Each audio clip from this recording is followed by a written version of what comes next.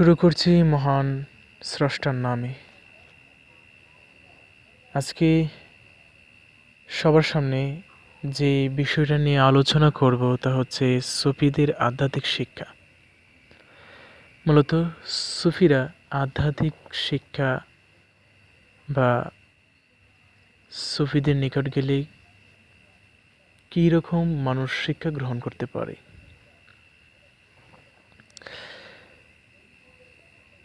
আসলে সুফিদের নিকট শরীয়তের শিক্ষার পাশাপাশি তরিকত, হাকিকত এবং মারিফতের শিক্ষা রয়েছে। শরীয়ত বলতে নামাজ, রোজা, হজ, যাকাত ইত্যাদি ধর্মীয় যে অনুষ্ঠান। তরিকত, শরীয়ত বললাম, তরিকত হচ্ছে এই স্তরে তাকে ফির বা শেখের নিকট আধ্যাত্মিক নির্দেশ গ্রহণ করতে হয়। সুফি মানেই, সুফিবাদ মানেই তাসব, সুফি মানেই ফির পথ প্রদর্শক, সুফি মানেই শেখ, অর্থাৎ শেখের নিকট হতে আধ্যাত্মিক নির্দেশ গ্রহণ করতে হয়। শেখের নিকট হইতে এলমে মারিফত জানতে হয়। এসব নির্দেশনাগুলো যখন একজন মানুষ পায় এবং সঠিকভাবে পালন করে, তখন সে নিজ সুফি হয়ে যায়। এবং একজন সুফি যখন জানতে পারে, একজন পথ প্রদর্শক যখন জানতে পারে যে আরেকজন মানুষ সঠিক পথ পেয়েছে এবং স্রষ্টাকে দর্শন করেছে এবং স্রষ্টার সাথে সংমিশ্রণ হয়েছে, ফানাফিল্লার জগতে প্রবেশ করেছে, তখন সেই সুফি বা শেখ বা পীর সাহেব তখন সেই ভক্তকে বা শিষ্যকে, মুরিদকে সিলসিলা প্রদান করে। সে নিজেও একজন পীর হয়ে যায়। যেমন শাহজালালের কথা যদি বলি, শাহজালালের মুর্শিদের নাম ছিলেন কবির আহমেদ। তিনি শাহজালালের মামু ছিলেন। শাহজালালকে যখন একটা বিচারের কাজে পাঠালেন এবং বিচারটা সঠিকভাবে করেছিলেন, সেই বিচারটা হচ্ছে যে এক বাঘ হরিণের বাচ্চা খেয়ে ফেলেছিল। হরিণ শাহজালালের মামুর নিকটে এসে বিচার দিলেন এবং শাহজালালকে পাঠালেন যে বিচার করে আসো। তখন শাহজালাল বিচার করতে গিয়ে বাঘকে যখন ডাক দিলেন, বাঘ সামনে আসলেন এবং বাঘের গালে একটা থাপ্পড় দিলেন আর বললেন, তুমি আর এই বনের হরিণের বাচ্চা আর খাইবা না। তখন কবির আহমেদ তিনি ধ্যানমগ্ন থেকে সেই বিষয়টি দেখতে পারলেন এবং বুঝতে পারলেন শাহজালাল মারিফতের শিক্ষা লাভ করেছেন এবং হাকিকতের সত্য জানতে পেরেছেন। এবং তখন কবির আহমেদ তার বাগনাকে বললেন, এক মুষ্টি মাটি দিয়ে, এই মাটি যেখানে তুমি খুঁজে পাবে সেখানেই একটি আশ্রয়খানা করে সেখানে ধর্ম প্রচার করবে। তখন আমাদের এই বাংলাদেশে এসেছিল সিলেটে। তো যাই হোক, আমি এটা বোঝাতে চাচ্ছি যে একজন পীর সাহেব তখনই, একজন সুফি তখনই আরেকজন ভক্তকে খেলাফত দিতে পারে যখন একজন ভক্ত পূর্ণ শিক্ষায় শিক্ষিত হয়,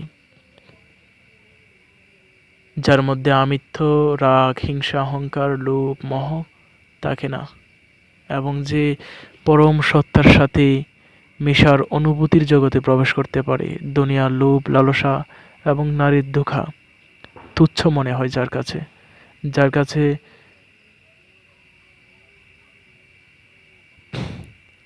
লোভ লালসা তো দূরে থাক, সে আল্লাহ ছাড়া আর কোনো চিন্তাই করতে পারে না। সে হচ্ছে প্রকৃত সুফি। আর ওই শিষ্যই সে একসময় শেখ, শায়েক, পথ প্রদর্শক, পীর, সুফি সে নিজেও হয়ে যায়।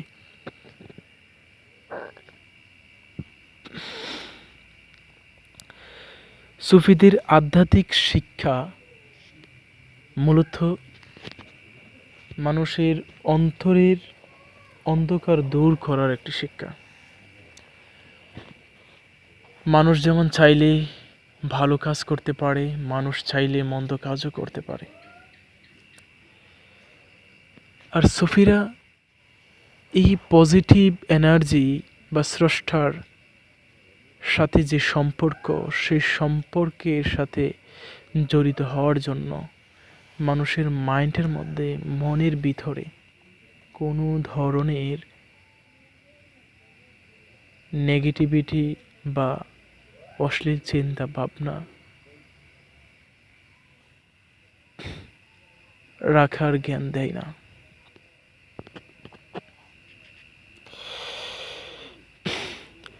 তরিকত হচ্ছে সেই পথ, যে পথে, সুফি পথে মহান আল্লাহকে দুনিয়াতেই দেখা যায়।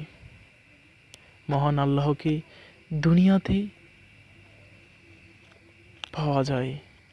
যেমন মাওলানা রুমি বলেছিলেন, হে আল্লাহ, আমি যতক্ষণ না পর্যন্ত তোমাকে পাবো ততক্ষণ পর্যন্ত আমি মরতে চাই না। আল্লাহ বলেন, তুমি যদি আমাকে পেয়ে যাও তাহলে তুমি আর মরবে না।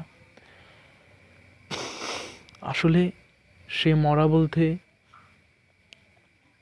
যে দেহ ত্যাগ করা, আর দেহ ত্যাগ করার পর দেহ মৃত্যুবরণ করলেও কিন্তু মানুষের যে আত্মা রয়েছে, যে সুফিদের যে আত্মা রয়েছে, আত্মা কিন্তু সচেতন বা কনসিয়াসনেস অবস্থায় থাকে। সচেতন, যেটা যে আত্মা মধ্যে আমাদের আমিত্ব সংমিশ্রণ। আসলে এই দেহটা কিন্তু আমাদের একটা ঘরের মতো।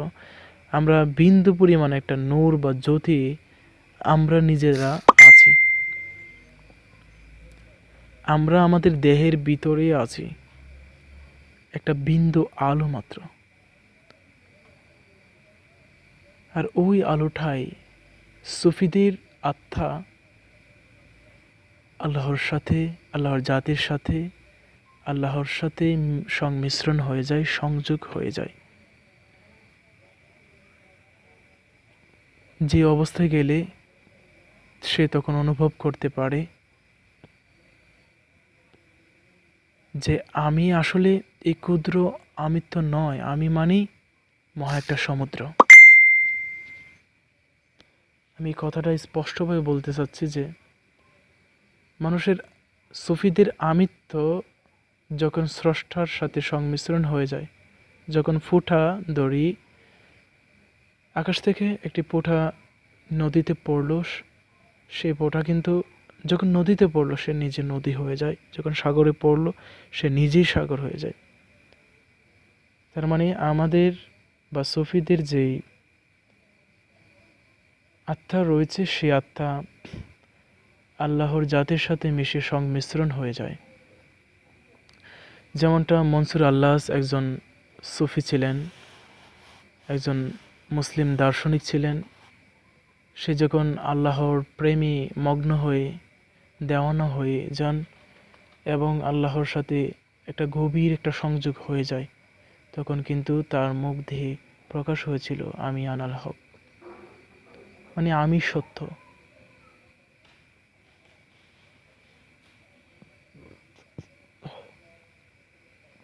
আমাদের আমিত্ব আমাদের ভিতরেই আছে, আর ওই আমিত্বকে ত্যাগ করলেই আমরা স্বয়ং প্রভুর দিদার পেতে পারি। যাই হোক, সুফিদের আধ্যাত্মিক শিক্ষা মূলত আল্লাহকে জানার, আল্লাহকে চেনার একটা সঠিক শিক্ষা, যে শিক্ষার মাধ্যমে মানুষ জানতে পারে, মানুষ চিনতে পারে নিজেকে চিনতে পারে, স্রষ্টাকে চিনতে পারে এবং স্রষ্টার সাথে গভীর এক প্রেমময় সম্পর্ক গড়ে তুলতে পারে। এটিই হচ্ছে মূলত সুফিদের শিক্ষা।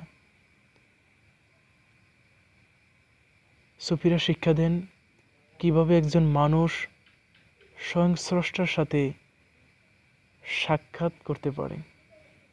সুফিরা শিক্ষা দেন কিভাবে মানুষ তার আমিত্ব ত্যাগ করে পরমাত্মার দর্শনে নিজের আমিত্ব সংমিশ্রণ করতে পারে, যেটাকে বলা হয় আত্মসমর্পণ। সুফিবাদের শিক্ষা হচ্ছে ফানাফিল্লা। একজন শিষ্যকে বা ভক্তকে সে শিক্ষা দেন যে শিক্ষার মাধ্যমে স্রষ্টার সাথে দ্বিধার হতে পারেন, যে শিক্ষার মাধ্যমে অন্তরের অন্ধকার দূর করে আলোতে রূপান্তর করতে পারেন।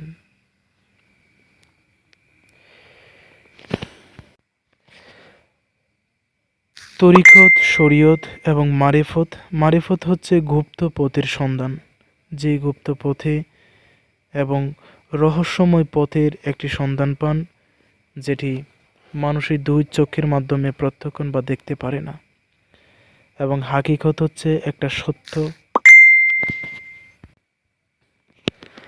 হাকিকত মূলত এটা হচ্ছে একটা সত্যের একটা পথ।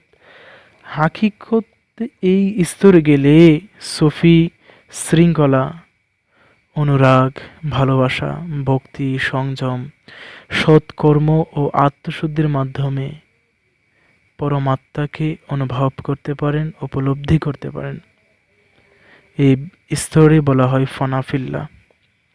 এই হাকিকত একমাত্র তরিকতে অংশগ্রহণ করলেই সম্ভব। আমি যে তরিকত সম্পর্কে কিছুটা মনে হয় আলোচনা করেছিলাম, তরিকত হচ্ছে শায়েখের নিকট হতে দিক নির্দেশনা নেওয়া, যেই নির্দেশনা, যে আদেশ নির্দেশ মেনে চলা এবং সেই চলার পথে তখন হাকিকতের দরজা খোলা হয়। যেই হাকিকত হচ্ছে এমন একটা পথ বা হাকিকত সত্যকে নিজের হৃদয়ে ধারণ করা এবং সত্যের সাথে নিজের আমিত্বকে সংমিশ্রণ করে দেওয়া, মানে স্রষ্টার সাথে ফানাফিল্লা হয়ে যাওয়া। এটা হচ্ছে হাকিকত। মানে সুফিবাদের আধ্যাত্মিক শিক্ষার মধ্যে হচ্ছে প্রথমে শরীয়ত। শরীয়ত হচ্ছে নামাজ, রোজা, হজ, জাকাত এগুলো। তারপর পরে হচ্ছে তরিকত, আপনারা সবাই অবগত আছেন, বুঝতে পারতেছেন। এবং মারিফত হচ্ছে একটি গুপ্ত দেশের পথ, যেটি সুফিবাদের নিকট হইতেই জানা যায়। এবং হাকিকত মানে আল্লাহর সাথে যেটা ফানাফিল্লা, এই ফানাফিল্লার পথ।